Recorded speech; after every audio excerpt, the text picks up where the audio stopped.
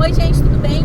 Eu falei no primeiro vídeo, né, de hoje que eu ia falar sobre essa questão do meio ambiente. Eu quero trazer isso aqui à tona em função de tudo que aconteceu aqui. A gente passa pelas estradas daqui, o cheiro de queimado é intenso. Aqui onde a gente está passando é assim, tudo queimado. Então assim, você sente aquele cheiro da queimada, né? Então assim, a gente está tendo mudanças drásticas no meio ambiente e mudanças assim catastróficas. Eu não sei se vocês acabaram de ver, mas ontem aconteceu um tufão nível 10 na China, tá?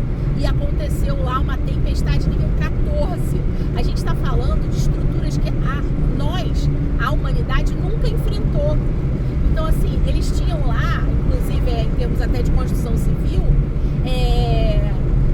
níveis que eles nunca tinham conseguido testar, porque seria impossível testar aquilo que foi testado agora, em função dessa tempestade que teve, que gerou assim ondas gigantescas, né? Ou seja, uma situação assim de maremoto em algumas cidades, né? E que você tinha ali tufões, né? Rajadas de vento, velocidade do vento quase atingindo 200 km por hora. Então assim, você tem situações assim de violência da natureza em função, é óbvio, porque a China, ela se industrializou rápido demais, né? Graças a Deus para a população, né? Ela se industrializou rápido demais, mas não houve uma contrapartida de cuidados com o meio ambiente que só agora o governo do Xi Jinping está criando, né? Mas até que todas essas medidas que foram adotadas, elas entrem em curso, ainda vai levar décadas. Enquanto isso, a população está sofrendo com todos esses prejuízos ao meio ambiente. Só que lá você tem uma estrutura governamental que tem previsões, né, para poder simplesmente conter essas situações de uma forma a preservar a vida. Então você teve toda essa situação, né, que aconteceu e você não teve nenhuma morte. Por quê? Porque o governo previu, fez lá a retirada das populações em situação de risco, em áreas que, né, por onde o vento ia passar de forma, né, mais rápida, né, mais prejudicial.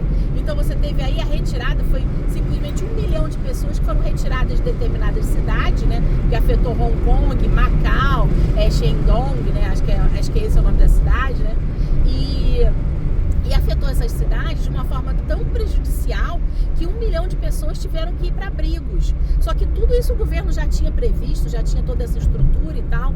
Só que a gente está falando de um governo de um país de primeiro mundo, como é o da China. Então, você tem aí estruturas, estava mostrando os vidros lá, né, comparando com a situação de Higienópolis, que a gente, né, tinha comentado no antepenúltimo vídeo, né. Então, assim, comparando, né, a estrutura de vidros lá, ela quebrou, claro, mas não teve o estilhaço, não teve aqueles problemas de ferir as pessoas, nem nada disso, e nem o vento entrando dentro dos edifícios. Eles só tinham testes lá em edifícios até o 15º andar, se a estrutura de vidros aguentaria. E com esse tufão agora que teve e essa rajada de vento, eles puderam testar esses edifícios, que são edifícios de 60 metros de altura, né? Estruturas assim, né? Eles puderam testar as pontes que eles construíram agora em função dessa situação calamitosa, né, que aconteceu. Mas foram boas construções, foram feitas, só que a população, ela tinha dinheiro para poder comprar vidros de qualidade, né? Então assim, quando a gente ainda está vivendo com aqueles vidros de baixíssima qualidade, que são de construções muito antigas, né, que foram feitas entre a década de 50, 60 e etc, né? Então assim, eu quero também deixar uma sugestão, né, para o governo, que a gente tenha aí a possibilidade, né, de haver pacotes, como eu poderia assim dizer, de ações, né, de empréstimos que os bancos pudessem oferecer, né, para as pessoas, para que elas possam trocar esses vidros, com uma possibilidade aí de você pagar em 96 vezes, né, como se fossem aí coisas de empréstimo consignado e tal, porque não dá para simplesmente a população agora ser posta nessa situação em que todos nós estamos tomando prejuízos, né, de telhados, de vidros quebrados, né, de árvores sendo arrancadas e destruindo carros, sem que a gente tenha políticas públicas onde o cidadão possa simplesmente ter acesso a esses tipos de empréstimos, que seriam empréstimos emergenciais, né, enfim, né, adotados a partir dessas situações calamitosas. Com juros mais baixos. Com juros baixíssimos, né, muito abaixo do que a gente está pagando nesse exato momento, né, em que a população possa ir ter acesso a isso de uma forma a simplesmente você conseguir, né, realizar tudo isso, né, de uma forma que você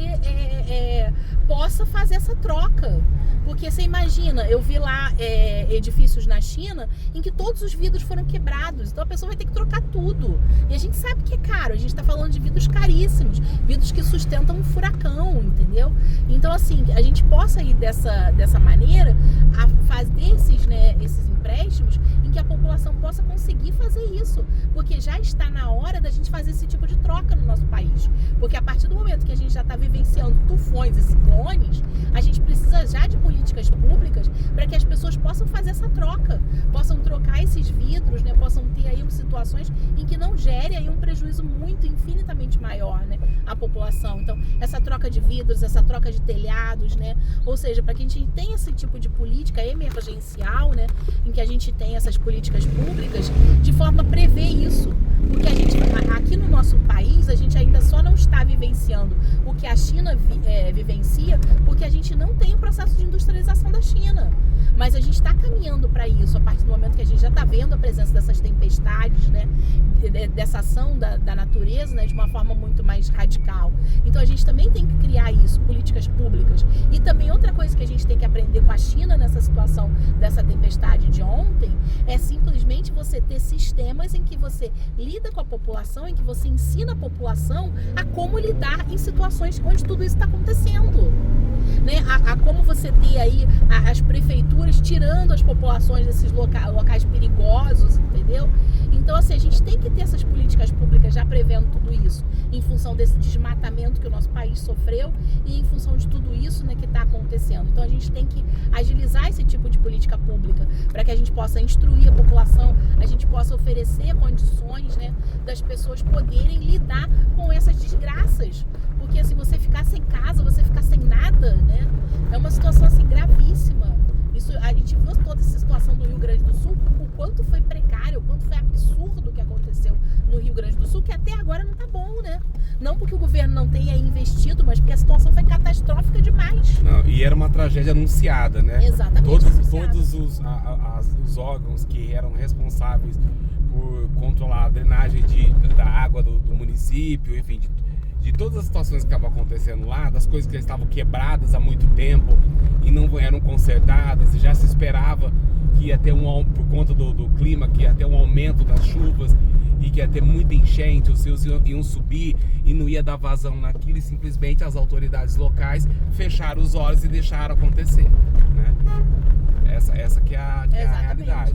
Então é um tipo de coisa que a gente, sabendo que nós já estamos passando por esse tipo de coisa, a gente vai esperar estourar? Claro que não, né? A gente tem que tomar aí as ações o mais rápido possível, né? Então, assim, é isso que a gente gostaria de discutir aqui. A gente sabe que as autoridades estão ouvindo, a gente sabe. A gente já ganhou uma visibilidade notória, sabe? Pra mim é bastante impressionante que as coisas que a gente tenha trazido aqui, que as coisas que a gente esteja discutindo aqui, já estão ganhando o mundo afora, entendeu? Já tá, essa que é a coisa maravilhosa do sistema de comunicação, de telecomunicações que a gente tem hoje, né? Nesse sistema, que é você poder falar e todo mundo ouvir, né? E você tem legendas, você tem, né, situações que o mundo inteiro vai estar te ouvindo. E a internet, ela democratiza isso, porque uma coisa era no passado, quando a internet não estava tão disseminada, que tudo que era passado era só pelos meios de comunicação oficiais. Então você só tinha essas vozes. Hoje outras vozes que são até que destoam, né, e que tem outras visões que não a visão do capitalista, que é o dono do negócio.